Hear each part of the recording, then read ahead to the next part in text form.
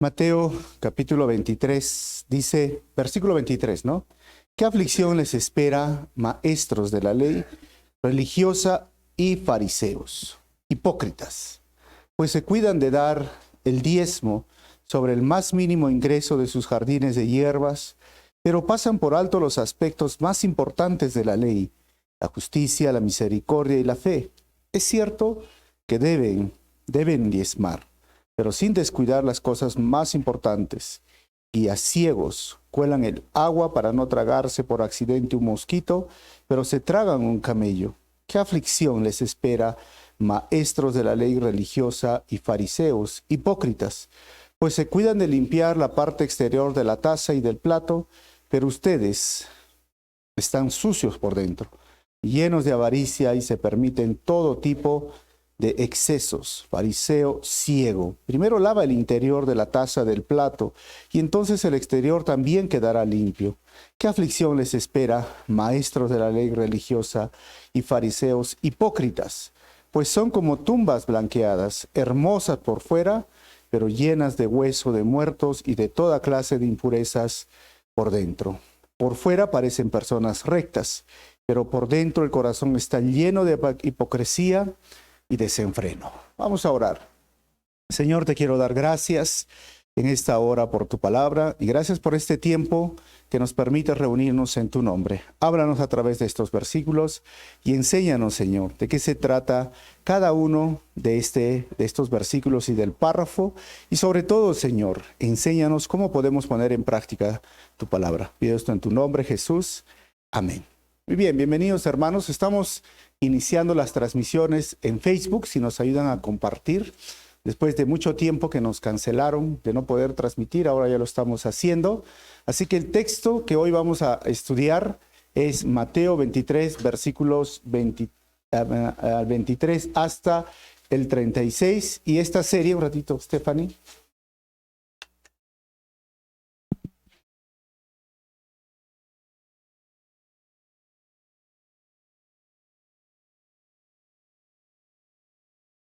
En esta serie estamos haciendo, recuerden, del rey Mesías. Estamos ¿dónde está ya por el capítulo 23. Y el título es La crítica enérgica del Mesías a los religiosos.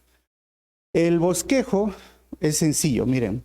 Jesús critica a los líderes religiosos de manera enérgica y el versículo 23 al 24 Jesús critica a los líderes religiosos sobre su manera de diezmar y olvidar la esencia de la ley.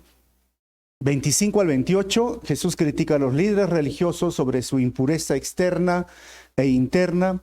29 al 36 Jesús critica a los líderes religiosos sobre sus deseos de matar a los profetas. Y ahí vamos a terminar con el estudio porque son estos tres partes que la crítica, como hemos hablado, es una opinión sobre una persona o un tema, una opinión sobre cómo actúan específicamente las personas.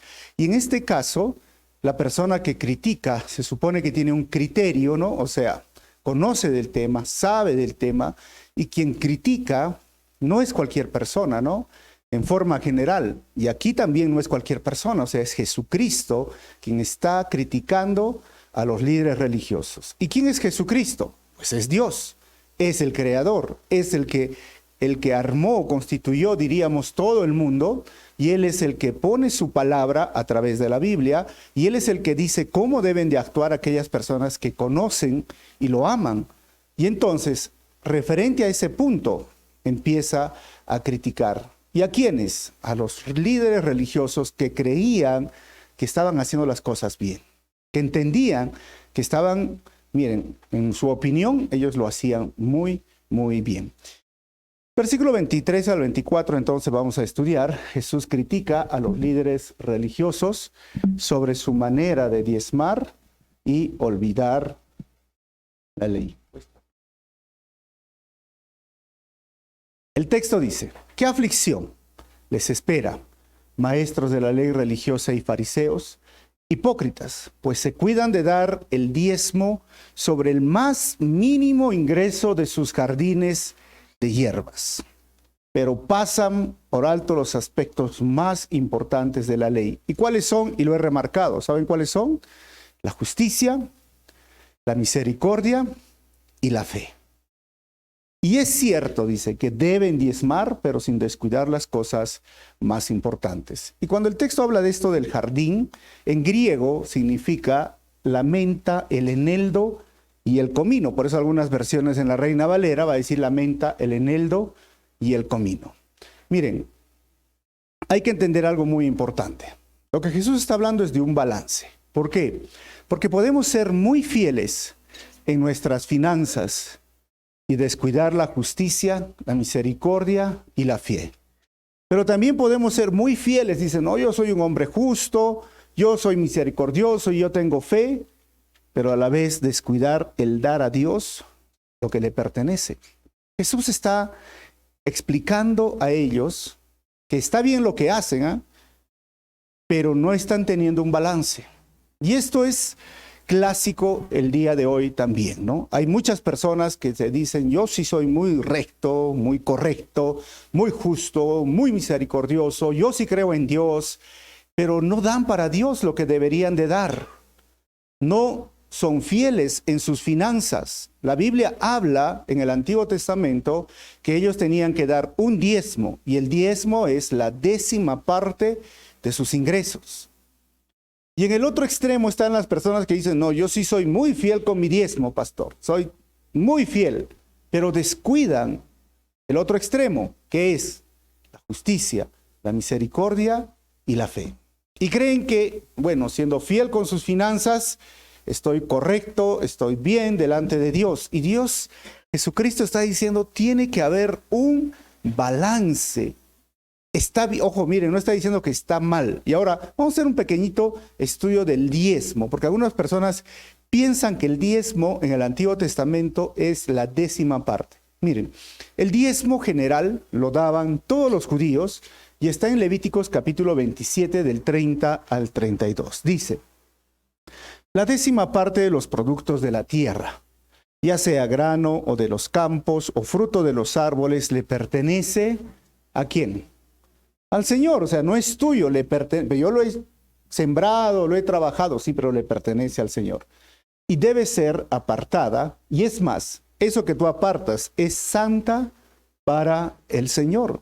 Versículo 31. Si deseas volver a comprar esa 10ª parte del grano o de la fruta que pertenece al Señor, tendrás que pagar su valor más un 20%. Y esas son las personas que decían, pero necesito usar esa 10ª parte. Está bien, compra, pero ¿sabes? Lo devuelves con el 20%. Cuenta 1 de cada 10 animales de tus manadas y rebaños, sepáralos. ¿Es santo para el Señor? O sea, el primer diezmo que vamos a ver, ese se llama el diezmo general. ¿Y de qué diezmaban? Estamos leyendo del fruto de la tierra y de sus animales, que era toda la fuente de ingreso en esa época. Hoy, muy pocos, en Arequipa tenemos ganado, ¿no? Y tenemos chacra, pero hay lugares que tienen ganado y chacra. Pero entonces, ¿qué tenemos en nuestro contexto? Pues un trabajo, un negocio, un emprendimiento, etc. Y está hablando que la 10ª parte no es tanto al capital, sino a la ganancia. Para que podamos entender, no es todos los ganados, es de cada 10 ganados, un ganado, o sea, tu capital sigue teniéndolo, pero hay una ganancia, o sea, el primer diezmo que daban en el Antiguo Testamento era el diezmo general. El segundo diezmo era para las fiestas judías. Deuteronomio 12, 17 al 18 dice, sin embargo, en la ciudad donde vivas, no podrás comer de tus ofrendas, sea la 10ª parte de tu grano o vino nuevo y aceite de oliva, o las primeras crías de tu rebaño y manada, o sea, se hablan del aceite, del vino, todo, o cualquier ofrenda para cumplir un juramento, o tus ofrendas voluntarias, o tus ofrendas sagradas, dice el versículo 18, todas estas las comerás en la presencia del Señor tu Dios, en el lugar que Él elija. Lo harás allí con tus hijos, tus sirvientes y los levitas que vivan en tus ciudades, y celebrarás en la presencia del Señor tu Dios cada de cada cosa que haces. Así que para esto Dios instituyó fiestas judías, festivales judíos, que se tenían que celebrar conforme al contexto. Recuerden que estamos leyendo Deuteronomio, ¿sí? Recién se ha hecho el tabernáculo, recién se instituía el tabernáculo en varias ciudades como Silo, después de Silo lo trajeron a Jerusalén, ¿se acuerdan? Con David. Después de en Jerusalén se instituyó ya la capital del reino y todos los judíos iban a celebrar estos festivales. ¿Y qué festivales eran? Miren, hasta el día de hoy hay 10 fiestas judías y de estas 10 fiestas judías, 7 les ha instituido el Señor y de esas 7, 3 son a las que se refieren y lo voy a marcar. La primera es la fiesta de Sukkot o la fiesta de las cabañas. La segunda es la fiesta del Pesach o la fiesta de la Pascua, de la liberación de Egipto. Y la tercera es el Shavuot, que es la fiesta de las primicias, donde todos llevaban la primera cosecha, el primer fruto, las primeras frutas, todo lo llevaban a el templo para celebrar la fiesta. Aparte del diezmo que daban de su ganado al año, tenían que dar su diezmo para las fiestas, para los festivales. Es muy parecido a lo que hoy tenemos, ¿verdad? Cuando hacen festivales en un pueblo, en un lugar, ¿de dónde sale la plata, hermanos? Muy parecido. Ahora, el tercer diezmo era el diezmo para los levitas y los necesitados. Deuteronomio capítulo 14, versículo 27 al 29 dice, pero toma en cuenta a los levitas que vivan en tus ciudades. Recuerda que a diferencia de ti, ellos no tienen patrimonio alguno. Cada 3 años, reunirás los diezmos de todos tus productos de ese año encima y los almacenarás en tus ciudades. Y así los levitas que no tienen patrimonio alguno y los extranjeros, los huérfanos y las viudas que viven en tus ciudades podrán comer y quedar satisfechos. Entonces el Señor tu Dios bendecirá todo el trabajo de tus manos. Miren, entonces, cuando hay personas que a veces hablan del diezmo sin tener un estudio general del Antiguo Testamento, cometen el error de pensar que los judíos daban solamente la 10ª parte. Aquí la Biblia nos está mostrando 3 tipos de diezmo. Y esto era una nación teocrática. Y el diezmo era usado como un tipo de impuesto. Ahora, todas las naciones se manejan así. Nosotros tenemos impuesto general a las ventas. Ya me olvidé cuánto era. 17, 18. 18. Impuesto a la renta, 2.2. Tenemos el impuesto a las transacciones financieras. ¿Qué más impuestos tenemos? Selectivo al consumo. O sea, al final terminamos pagando más del 20%. Sacas la cuenta. Ese era el sistema teocrático. ¿Y por qué se daba a los levitas? Porque los levitas es la tribu que fue seleccionada por el Señor para ser los sacerdotes o servidores del templo. Y ellos, como no tenían chacra, no tenían campo, no tenían ciudad, vivían en diferentes ciudades. ¿Y quién los sostenía? El pueblo. El pueblo. Pero también estaban los huérfanos, estaban los necesitados, estaban las viudas. ¿Quién los sostenía? El pueblo. Miren que ese es el sistema que el Señor usó en el Antiguo Testamento. Por eso el levita en el Nuevo Testamento serían los obreros, los pastores, los que se han dedicado a servir al Señor, los misioneros, ¿no? Los que están levantando la obra, los que están sirviendo en la obra, los que están yendo a pueblo. Entonces, ¿quién los sostiene? El pueblo, la iglesia. Ahora, hacemos un pequeño resumen para entender este punto, ¿ok? El diezmo general a todos sus productos del campo, el diezmo por las fiestas judías y el diezmo cada 3 años a los levitas, viudas, extranjeros y huérfanos. ¿Cuánto hace esto, hermanos? Un 23.3 al año. Por eso cuando las personas a veces dicen, no, eso del diezmo es un abuso, es una exageración, nos están robando. no entienden que en el Antiguo Testamento daban el 23%.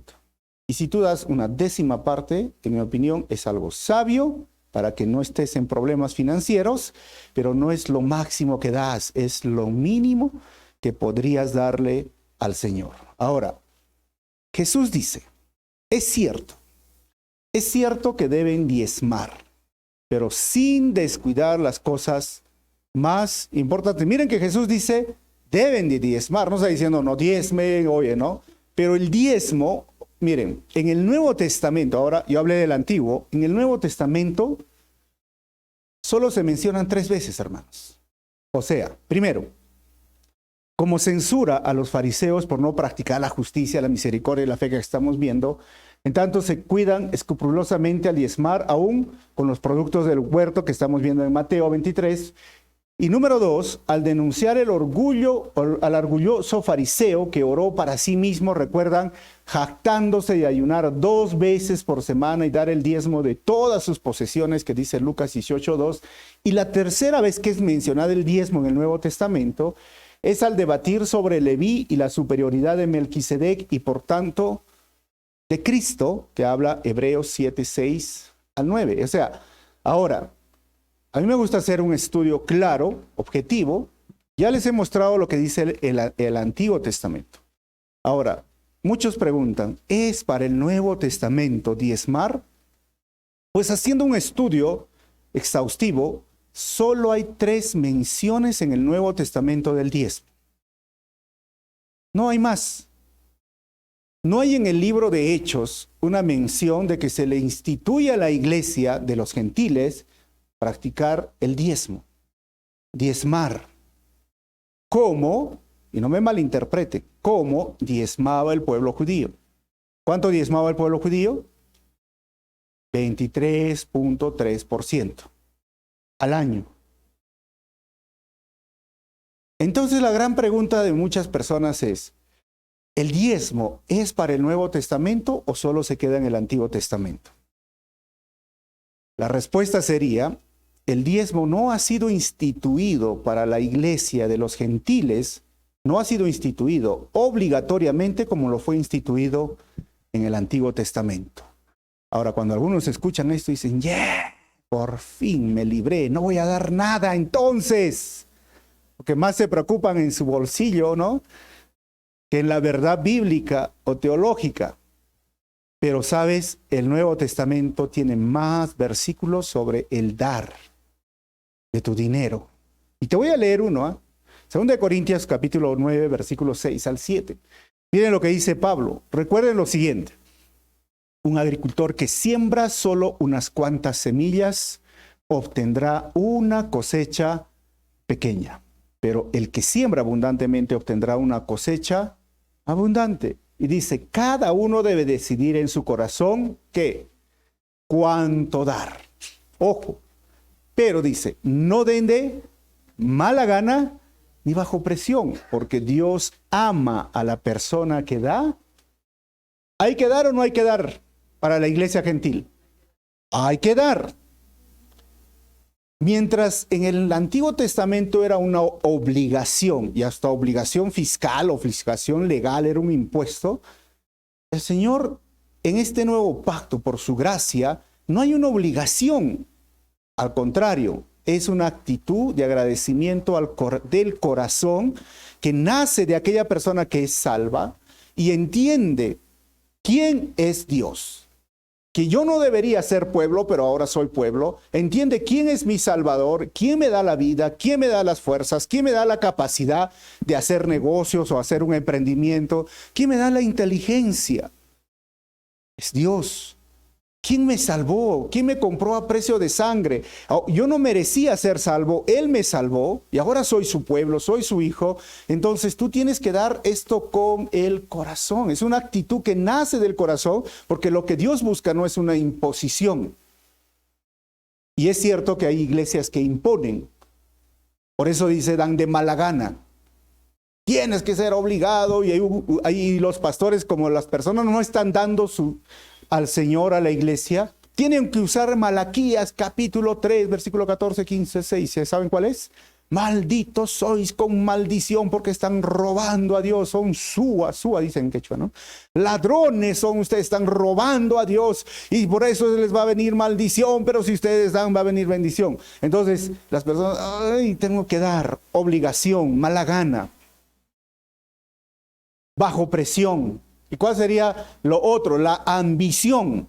Entonces muchos pastores han armado un sistema que los lleve a la ambición. ¿Qué significa? Siembra a Dios. La semilla es tu ofrenda, tu dinero. Y si tú siembras en buena tierra, especialmente los pastores son buena tierra o las iglesias son buena tierra, entonces Dios te va a dar al 30, 60 y 100 por uno. Es decir, acuden a tu ambición, decir, si tú das 10 soles, Dios te va a dar al 100 por uno, 1000 soles te va a devolver. Dices, está mejor que el banco, pues, ¿no? Porque el banco te paga, creo, 6.7, 7.2, no sé, ¿no? Mejor está la plata ahí, le doy y el Señor me va a dar ¿cuánto? 100 por uno. Y entonces algunos dicen, wow, eso sí está bien, pero ¿sabes? La realidad no es así. Dios no te va a devolver al 100 por uno, ni al 60 por uno, ni al 30 por uno, porque esa semilla no es tu plata. La semilla que usa la palabra, la parábola, es el evangelio.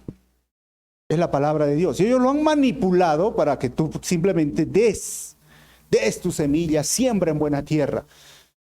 Pero entonces, otra vez llegamos al mismo punto. O sea, ¿tengo que dar o no tengo que dar? Sí tienes que dar. ¿Pero por qué tengo que dar? Porque es mi responsabilidad como hijo de Dios y es mi deber como pueblo de Dios sostener la obra, la iglesia, la casa, la familia, donde el Señor me ha puesto. Y debo dar de corazón y debo de ser responsable. Pero tengo que dar con alegría y entender que soy parte de lo que Dios está haciendo aquí. La Biblia dice que la salvación de un alma vale más que todo el oro del mundo, ¿o no, hermanos? Ayudar al necesitado, hermanos, no tiene precio. Cambiar la vida de muchas familias o niños o mujeres u hombres. Y eso es lo que estamos haciendo como iglesia acá. Y tú eres parte, porque somos como equipo. Si tú trabajas y das de tus finanzas, lo que se reciba en bendición o en gloria, en algún proyecto social, en el ministerio, en alguna obra, en algún ágape, en algún estudio bíblico, plantación de iglesias, misiones, tú también recibes esa bendición. Porque somos un equipo. Entonces hay que dar con alegría, cada uno. Entonces, miren, voy a ilustrar. ¿Cómo sería entonces si yo daría, ojo, no lo voy a llamar diezmo, lo voy a llamar mi 10ª parte, por ejemplo. Si yo tengo mis ingresos, yo debería trabajar de esta forma, 70, 20 y 10. ¿Cómo sería esto?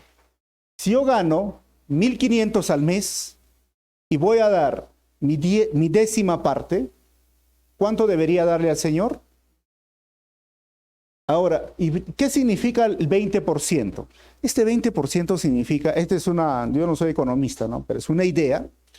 Deberías ahorrar, tener una cuenta en el banco. Debajo del colchón te lo pueden robar, hermano. Así que mejor en el banco. Y debería de acostumbrarme a vivir con el 70%. ¿Entienden esta parte sencilla y práctica? Porque muchos hacen lo siguiente. Miren, yo gano 1,500 y ni siquiera ha llegado mi salario, ya me estoy comprando con mi tarjeta de crédito, ¿no? 400, 300, 500, ¿no?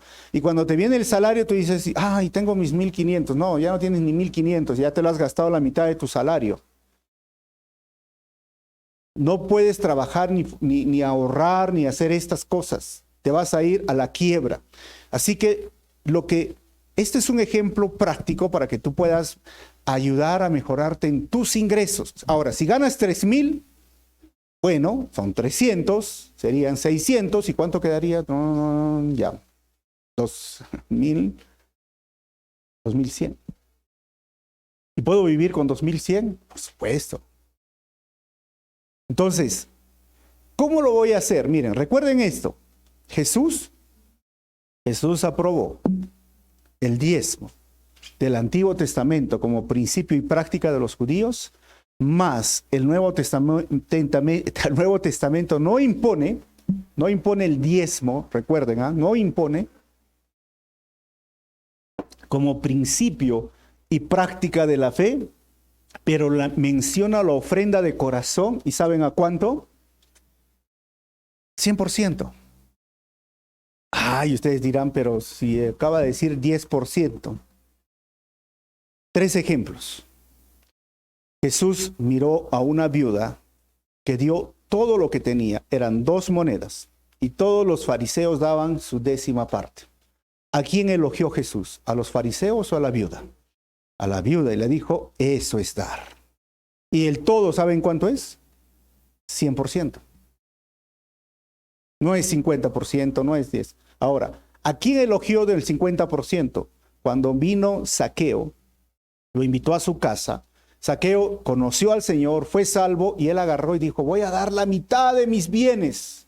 ¿Y sabes cuánto es la mitad de sus bienes? El 50%. O sea, Jesús no le dijo, oye, Mateo, estás exagerando, da el 10%, porque si vas a dar el 50% está mal. No, Jesús dijo, oye, la salvación llegó a esta casa. En el libro de Hechos, Bernabé, que era levita, y los levitas no deberían tener propiedades, se dio cuenta, conoció al Señor y él vendió su propiedad. ¿Y saben cuánto le dio a los apóstoles? No le dio el diezmo. ¿Saben cuánto le dio? Todo. Si propiedad cuesta $100,000, $150,000, él agarró los $100,000, trajo. Y no le dijeron, mira, Bernabé, tú estás abusando, deberías traer el diezmo, solamente el diezmo. No sé si funciona. Solamente el diezmo. No. Los apóstoles estaban agradecidos con él porque, ojo, y otro principio ahí, él agarró su dinero y dijo, yo soy dueño de mi diezmo y hago lo que quiero con mi diezmo. Porque hay a veces hay hermanos que vienen a la iglesia, ¿no? Yo con mi diezmo voy a dar, no sé, ¿no? El 50% de mi diezmo para la iglesia, el 10% para los perritos, el orfanato, el 10%, no sé, para tal sitio. O sea, no, el diezmo se traía, ¿sabes a dónde? En ese tiempo, a los apóstoles. Ya no lo llamaban diezmo, ¿saben qué lo llamaban? Ofrenda, ¿no? Y la ofrenda lo trajeron al 100%. Por eso Ananías y Zafira querían ese elogio, porque todos, ¿cómo vas a traer $100,000? Y todos se alegraban, ¿sí o no? Y Ananías y Zafira dijeron, mejor también vendemos nuestra propiedad y que nos aplaudan, nos abracen, porque al que da lo abrazan más, ¿sí o no? Al que invita, le abrazan más. ¿Sí? Así es o no, hermano, ¿sí o no? El que pone, el que invita el chicharrón, el adobo, tú eres mi amigo, pero el que no da nada, no lo quieren. Entonces Ananías y Zafira, ¿de qué dijo? Mira, vamos a dar, pero nos vamos a retener el diezmo. La 10ª parte, y voy a dar ¿cuánto? El 90%. ¿Acaso no era más de lo que instituía la ley? Claro, pero estaba en el nuevo pacto, pero estaba en el Nuevo Testamento. Y Pedro le dijo, ¿por qué mientes al Espíritu Santo? Y en ese momento cayó muerto, hermanos. O sea, realmente en el Nuevo Testamento ya no es una 10ª parte, ya no es 23.3%, es el 100%. Por eso en el cuadro, miren, para ser sabios, para manejar nuestras finanzas, si damos la 10ª parte, estaríamos cumpliendo lo que dice el Antiguo Testamento, ¿no? Pero es algo sabio. Pero no pienses que estás dando lo máximo al Señor. Pero ¿sabes qué es lo triste? Que muchas personas no dan ni la 10ª parte. Muchas personas que vienen a la iglesia no son fieles con sus finanzas. Y yo no sé si eres fiel o no, porque nuestro sistema de Calvary Chapel no está diseñado para controlar tus finanzas. No somos una iglesia que controla tus finanzas, pero eso es algo entre tú y Dios. Y mi deber es explicarte, es enseñarte. Mi deber es animarte a que seas fiel con tus finanzas. Y decirte que yo ni siquiera sé cuánto das, porque si yo sé cuánto das, te voy a abrazar más, ¿no? Como al que invita más. Y es una forma de protegernos, pero sí te digo que Dios ama al que da con alegría. Y sí te digo que he visto personas que son fieles en sus finanzas y cómo el Señor los bendice. Y hay personas que no son fieles en sus finanzas y cada vez están en problemas. A veces compran algo, les sale mal. Invierten en algo, los estafan. Compran algo nuevo, les roban. Y no estoy diciendo que eso es simplemente consecuencia, te está castigando Dios, no, sino una cosa es prosperar o ser bendecido de parte de Dios y todo lo que yo haga prospere, y otra cosa es simplemente agarrar lo que y no soy fiel, porque ese dinero no es tuyo. ¿Ese dinero de quién es? Es del Señor. Tienen que entender eso, no es mi dinero.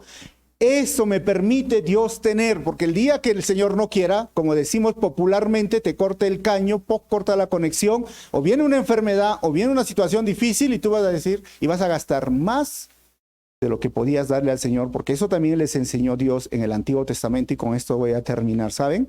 Ellos había otro tipo de diezmo, que era el 7º año, no tenían que cosechar o trabajar la tierra, y nunca obedecieron. Y el Señor agarró y les dijo, mira, ¿saben? Van a irse de cautiverio. ¿Saben cuánto? 70 años. ¿Y por qué se fueron 70 años? Porque le debían 70 años de descansar la tierra. Porque la tierra le pertenece ¿a quién? Dios. Entonces Dios sabe. Dios conoce. Y eso es algo entre tú y Dios. Y mi deber, como te vuelvo a decir, es avisarte, enseñarte, informarte, sé fiel con tus diezmos. Y el Señor, miren, instituyó en Pablo en 1 Corintios 16, 2 dice, el primer día de la semana,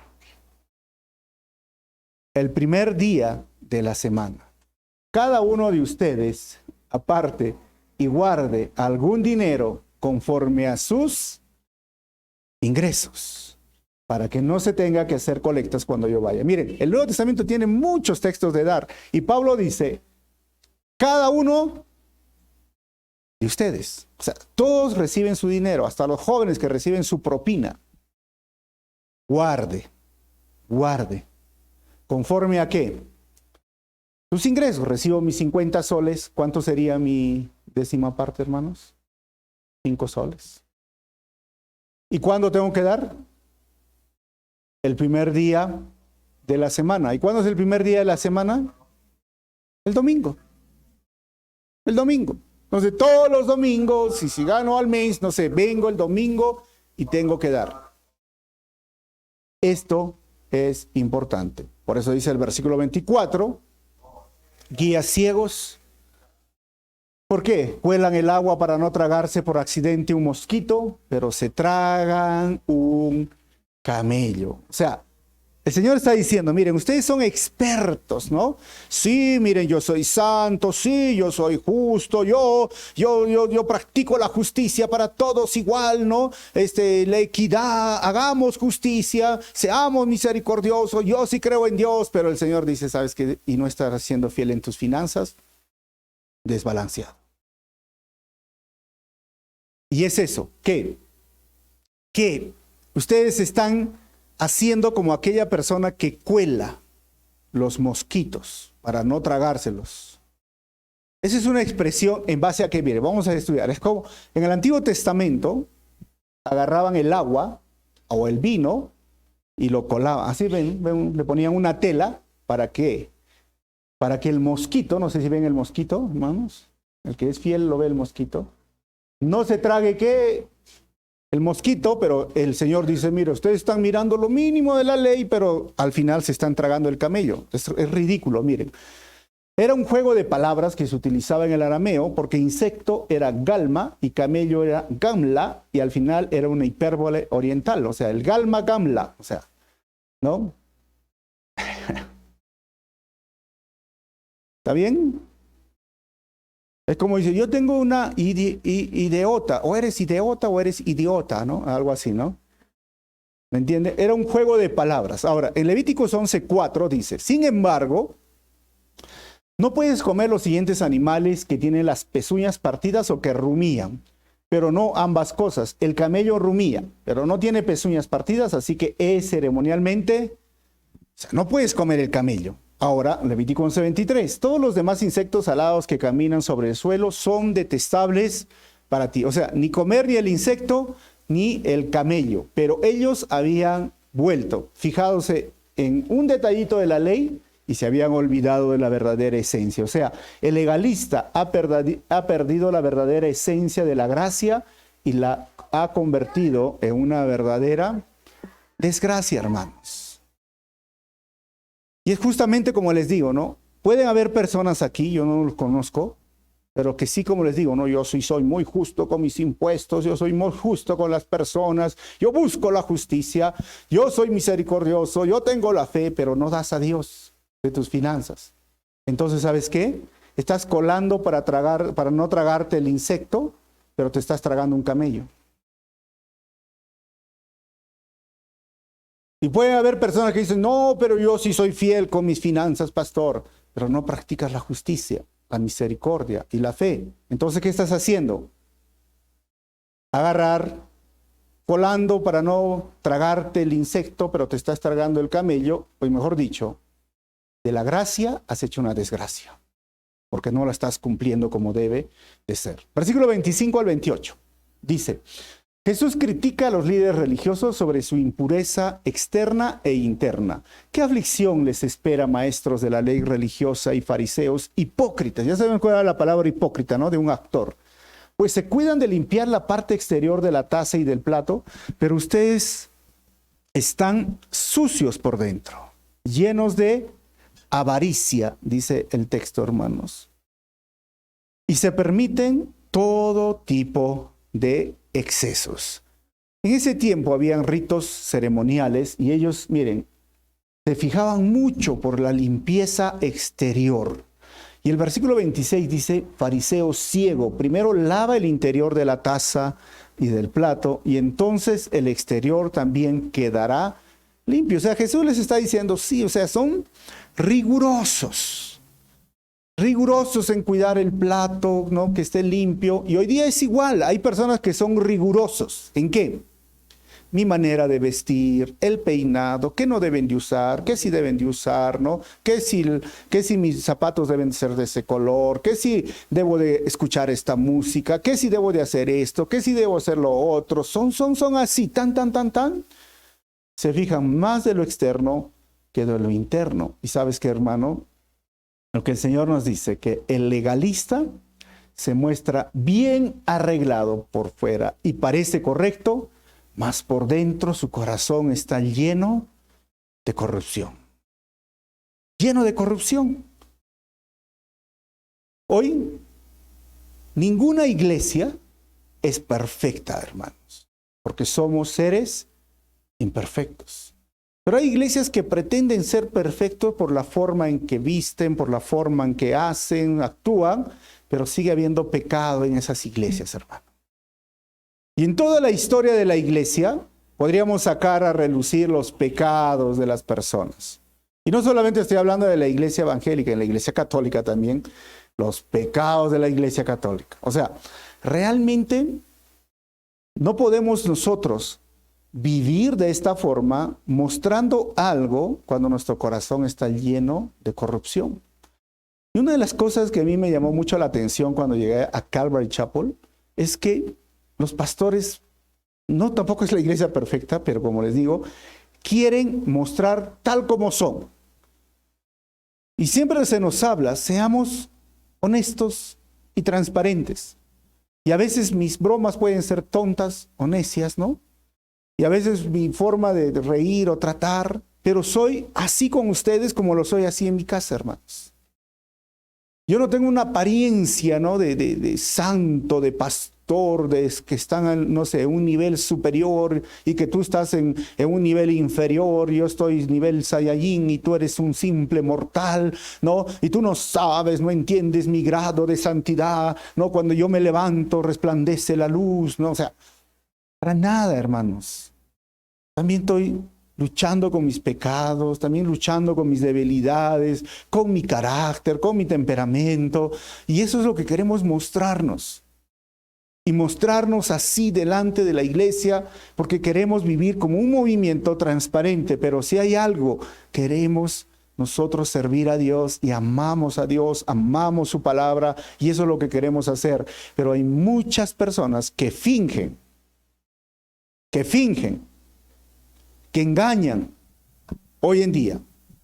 Y eso es lo que no queremos ser. Qué triste por ellos, ¿no? Versículo 27 dice, ¿qué aflicción les espera, maestro de la ley religiosa y fariseos, hipócritas? Pues son como tumbas blanqueadas, hermosas por fuera, pero llenas de huesos por muertos y de toda clase de impurezas por dentro. Miren, antes de la Pascua, los judíos blanqueaban las tumbas para que no se contamine, ¿no? Era muy fácil y aparte eran tan estrictos porque agarraban y si te contaminabas, estabas sucio, decían, ya no puedes celebrar la Pascua.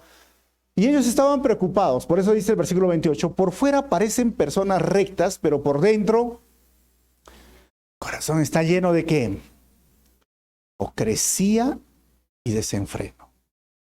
Otra vez, hermanos, bien arreglado, bien maquillado, bien limpio, bien bonito con su ropa dominical, pero su corazón está lleno de ¿qué? Hipocresía, desenfreno. ¿Sabes qué? Hermano, tienes que entender algo. El discípulo de Jesús que está limpio por dentro, reflejará a Jesús desde su manera de pensar, hablar, actuar e interactuar con los demás. Si tú estás limpio, se nota en la forma que piensas, se nota en la forma que hablas, se nota en la forma que actúas y hasta la forma en que interactúas. Se nota. Pero si estás sucio, tus pensamientos son sucios, tu mente es sucia, tu manera de hablar es sucia, tu manera de actuar solamente es hipócrita, está llena de suciedad. Y cuando interactúas con las personas solo es para mostrar tu suciedad.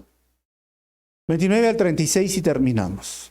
Jesús critica a los líderes religiosos sobre sus deseos de matar a los profetas. Dice, ¿qué aflicción les espera, maestros de la ley religiosa y fariseos hipócritas? Edifican tumbas a los profetas que sus antepasados mataron y adornan los monumentos de la gente justa que sus antepasados destruyeron. 30. Luego dicen, si hubiéramos vivido en los días de nuestros antepasados, jamás nos habríamos unidos a ellos para matar a los profetas. Así que al decir eso, dan testimonio en contra de ustedes mismos que en verdad son descendientes de aquellos que asesinaron a los profetas. 32. Sigan adelante y terminen lo que sus antepasados comenzaron. Y miren lo que dice el Señor. Serpientes, hijos de víboras, ¿cómo escaparán del juicio del infierno? Miren que lo que habla Jesús. Oye, pero Jesucito no es paz y amor, no. Serpientes, hijos de víboras. ¿Y qué quiere decir? Lo que les dijo en Juan 8, 44, 45. Pues ustedes son hijos de su Padre. Hablando del Día del Padre, hermanos, hoy día, ¿no? Pero ¿saben cuál era el día del Padre? ¿Saben quién era el padre de estos religiosos? El diablo. Y les encanta hacer las cosas malvadas que él hace. Él ha sido asesino desde el principio y siempre ha odiado la verdad porque en él no hay verdad. Cuando miente actúa de acuerdo con su naturaleza porque es mentiroso y es el padre de la mentira. Por eso es natural que no me crean cuando les digo la verdad. Miren que Jesús, como les dije en el estudio anterior, ya no va a hablar con los fariseos. Lo que hace aquí, critica. Pero no solo critica, porque hemos visto la semana pasada, este es enérgicamente. O sea, víboras, hijos del diablo, son calificativos muy fuertes. ¿Y de quién? Del hombre más manso, más humilde, más sencillo de toda la historia. O sea, para que les... Tú has conocido personas así tranquilas, pacientes, ¿no? ¿Qué se necesitaría para sacar de sus casillas a una persona así? O sea, esto ya era extremo. ¿Y sabes qué, hermano? Miren, lo que está pasando aquí es Jesús se indigna y ofende. ¿Por qué? Por la falsa religiosidad y la apariencia de piedad.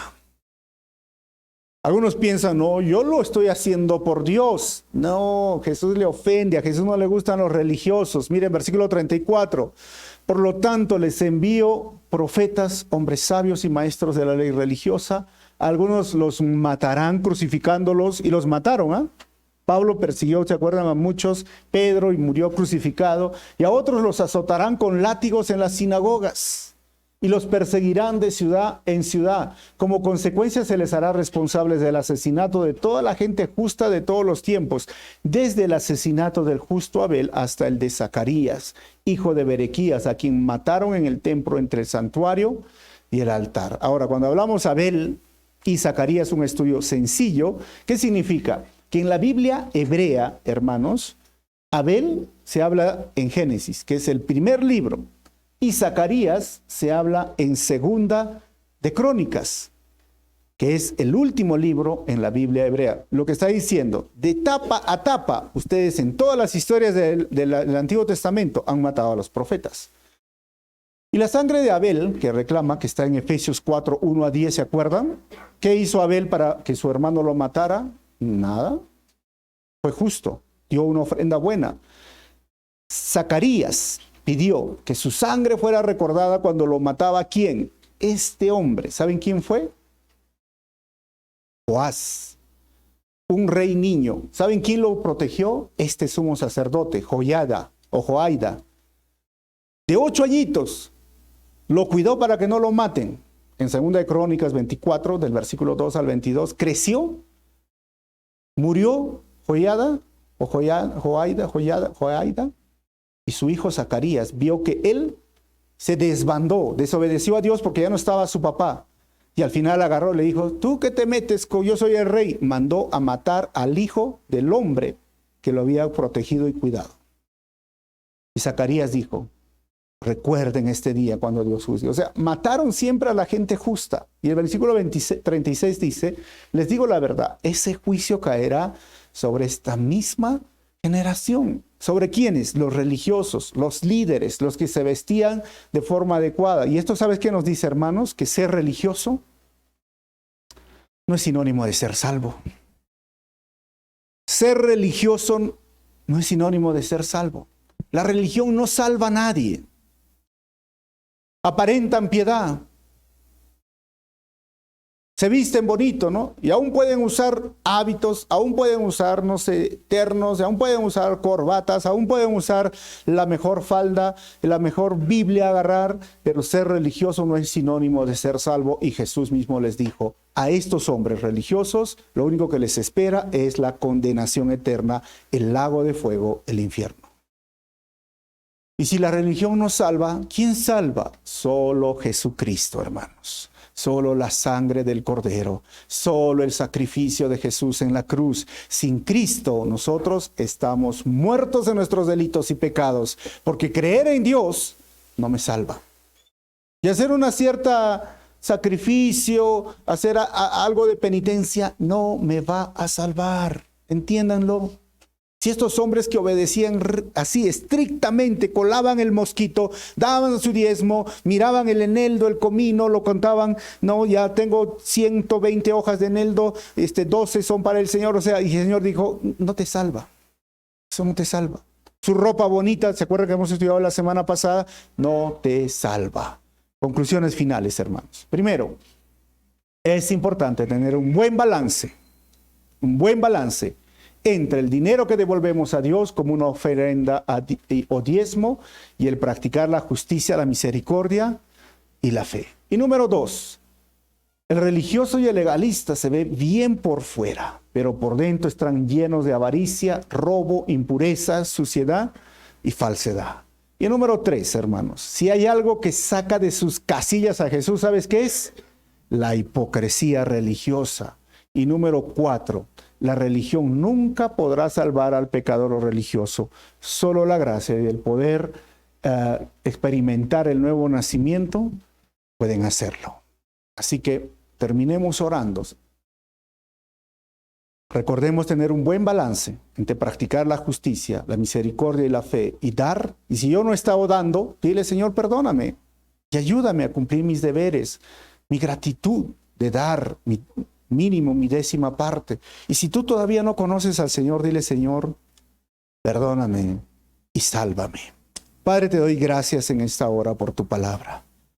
Muchísimas gracias una vez más porque nos haces recordar que tener una creencia, que vestirnos de una forma exterior, como limpiar el plato, como colar el mosquito, o como hacer cosas externas, que aparentemente lo hago por ti, cuando mi corazón no ha cambiado, no ha sido regenerado, no ha sido transformado, de nada me sirve. Mi religión ni mis costumbres religiosas no me van a salvar. Señor, ayúdame a tener un buen balance entre ser fiel a ti, entre practicar la justicia, la misericordia, la fe y ser fiel en mis finanzas. Ayúdame, Señor, cada día a darte con alegría y a cumplir con alegría las demandas del nuevo pacto y que podamos ser regenerados y salvos solamente por la gracia y por tu sacrificio en la cruz. Gracias, Señor, por mostrarnos que no hay otro camino que seas tú, que no hay otra verdad que no seas tú, y tú eres el único que da la vida, porque la religión no va a dar vida, ni va a dar, ni es el camino, eres tú, Señor. Muchísimas gracias. En tu nombre oramos así, amado Jesús. Amén. Que el Señor los bendiga, y si el mensaje